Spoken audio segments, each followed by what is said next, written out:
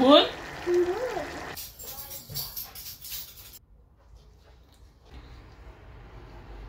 Walang araw po sa inyong lahat. Araw po pala ay Sabado at wala tayong trabaho. Dahil nga po holiday, walang pasok ang mga bata simula pa po kahapon. Friday pa nga po pala, hindi na rin po ako nakapasok dahil nag-announce po yung school nila na wala na raw pong pasok. At ngayong araw po pala ay Sabado nga at Sabado de Gloria ang tawag namin dito sa Marinduque. Bukas nga po ay ang malagang araw dito sa Romania na tinatawag nating Easter Sunday. Po pala gumising kanina si Petro para ilagay ang itlog at siya na rin na nagkulay. Po talaga yan dito sa Romanian tradisyon na kailangan may nilaga kang itlog at lalagyan mo siya ng kulay red. Kasama po yan sa ihahain mo sa lamesa kasama ng mga sarmale, ng mga salatabiyo. Bali ngayong araw naman po pala ako ay magluluto muna ng aming kakainin mamaya hanggang mamayang gabi. So gumamit lang po tayo dito ng 3 pirasong chicken legs. Isang kutsuin muna natin ito dahil nga para lumabas po yung lasa ng manok at matanggal din po yung lansa. Atin po pala yan sa paborito ng mga bata itong lutong ito. I-adobo po kasi natin yan sa toyo, nalalagyan natin siya ng beans tapos lalagyan natin ng suka kapag luto na lahat. Adobuin muna natin itong ating chicken legs. Tapos po pala nagugutom yung mga bata. Sa kanila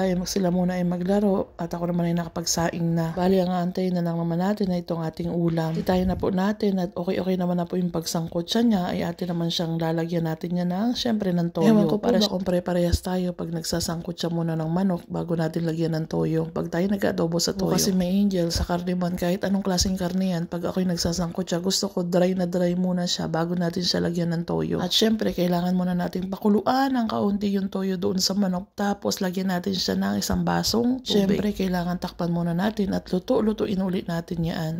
Ilagay na natin yung ating gulay na beans. At kapag naman naluto na yung ating beans, saka naman natin po lalagyan niya ng ating sikretong suka. Ang suka po pala na aking ginagamit dyan. Bali ang ginagamit ko po palang suka ay ang parang apple cider siya, apple cider vinegar. Kasi siya ganun katapang po yung suka na yan. Compare mo doon sa ginagamit ng asawa ko na as in sobra po talagang asin. Sakto-sakto lang talaga yung pagkasuka niya. At syempre may angel, kailangan na po natin tikman itong ating niluluto para tingnan natin ba kung kailangan pa ba natin siya lagyan ng asin or hindi na. At hindi na po pala natin kailangan siya na lagyan ng asin dahil masarap na po yung lasa niya at hindi na po natin pwede itong alatan. Rin po kasi sa adobo may angel na sobra po ang alat dahil alam nyo na hindi lang naman po kami kakain at may mga bata pang kakain.